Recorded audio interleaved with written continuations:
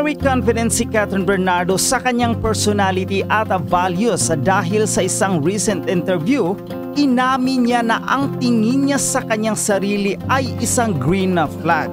Sa isang lie detector test challenge ng Ray Creates sa YouTube, kasama ni Catherine ang kanyang on-screen partner na si Alden Richard. Natanong siya kung tingin ba niya sa sarili ay isang green flag o yung tipo ng tao na punong-puno ng positive traits at action.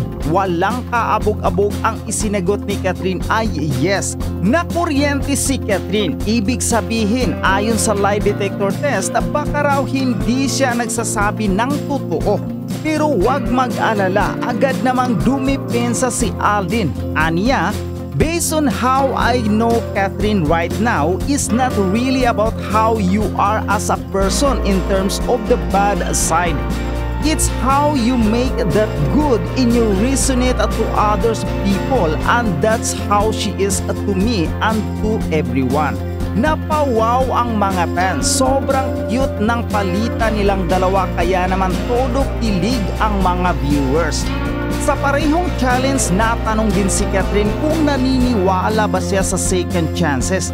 Matapos mag-isip, ang sagot niya, no na lang.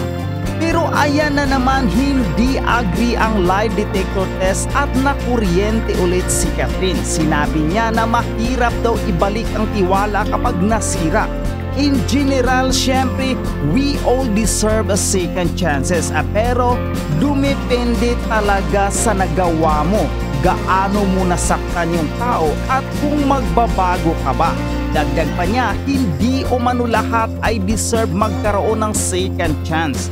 Nakakatuwa na makita sina Catherine at Alden na very open sa ganitong usapan. Kaya naman doble ang kilig ng mga fans, lalo na't patok sa takilya ang kanilang pelikulang Hello Love Again. 3 days pa lang, 245 million pesos na ang gross sales ng ticket ng Hello Love Again ni Catherine Bernardo at Alden Richards. Tamang narinig nyo mga chika, wala pang isang linggo yan. Ngayon, para sa inyong kaalaman, first day pa lang 85 million, second day 155 million, and then ngayon nga third day it's 245 million pesos.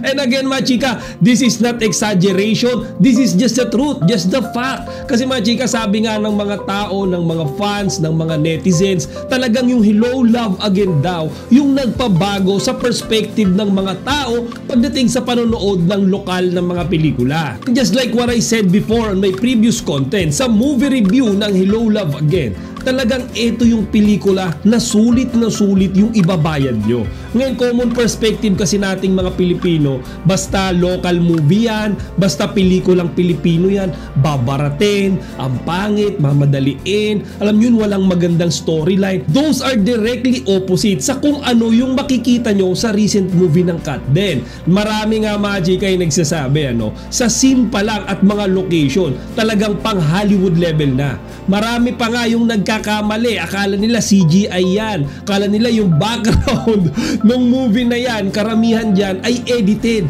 Naku mga chika, yan po ay totoong shoot sa mga actual na lugar na yan. Maganda lang talaga, to the point na mismong yung mga netizens ay hindi makapaniwala na magagawa pala nating mga Pinoy yan. And yung storyline mga chika, because this is a sequel, marami talaga yung nag-aabang sa kanya dahil nga yung pinanggalingan niyang movie is Hello Love Goodbye na talaga namang pumatok din sa takilya. Kaya nga dito sa second movie nila mga chika ay hindi na nakakagulat kung aabutin nila ang 1 billion worth of gross sales. Kasi nga sabi nga ng mga tao again and again, basta gawa yan ng Kat Den at si Direk Cathy, yung magde-director dyan, hindi nakakapanghinayang gumastos. Di ba mga chika? Actually may mga nagsasabi rin kasi bukod sa mga positive comments, mayroon ding mga nagsasabi ng negative comments. May mga nabasa ako na parang nagre-reklamo sila dito sa naging ending na parang hindi daw ganon, kumbaga bitin daw.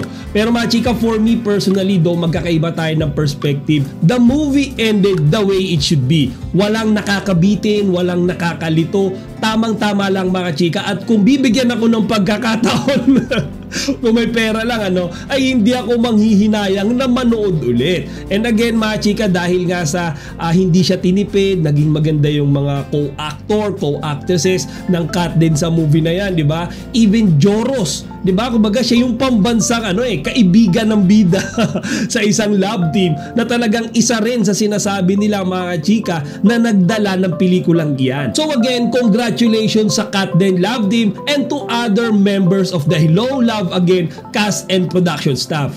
Samantala mga chika, talakayin naman natin yung isang recent interview ng Recreate dito nga sa tambalan ni Catherine Bernardo at Alden Richards. Ngayon maraming nakakakilig na tanong sa interview na ito mga chika. Marami.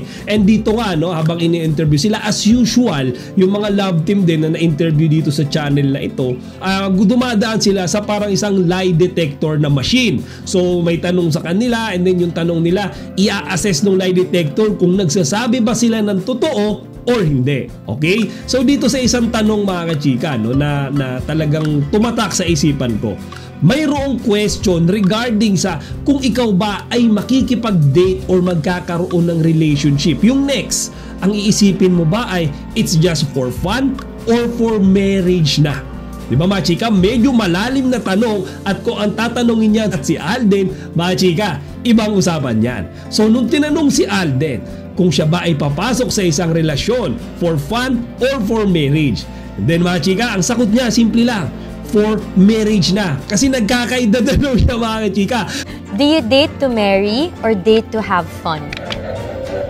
At my age right now, married. Marry. Married. Liar. Liar po. Naka-date ka na for fun before? No, then. No, Never. No. So pag nag-date ka, date to marry? I think so, yes. Yeah? Yeah, because I'm old. You feel old? I feel old. Do you? Date to marry or date for fun? I would date you because I see something in you. Yeah. And I think you're worth spending time, my time. So ito yung talagang hindi maalis-alis sa isipan ko. Does it mean mga chika na si Alden Richards ay willing na, gusto nang pakasalan si Catherine Bernardo the moment na officially na maging sila? Kung kayo ang tatanungin ko mga Katden fans, lalo na at na may umuugong na bulung-bulungan ngayon na itong dalawang ito daw ay mayroon ng relasyon pero nahihiya or hindi pa lang din nila pwedeng isa publiko. Ang minsan nakakakilig imagine na baka dumating yung araw na kapag sila ay umami na, a year after pa lang mga chika, magpo-propose na si Alden. Kasi sabi niya nga, di ba, pili niya raw sa sarili niya ay tumatanda na siya, and I think it's about time na mag-settle down na siya. So si Catherine na siguro mga chika yung nakikita niya na someone na makakasama niya for the rest of his life. Actually nagulat nga ako dito sa sagot na yun ni Alden, kasi di ba alam naman natin na medyo private siya pagdating sa kanyang relationship, sa kanyang love life. And then di ba kay Catherine medyo naging siya mga chika, showy.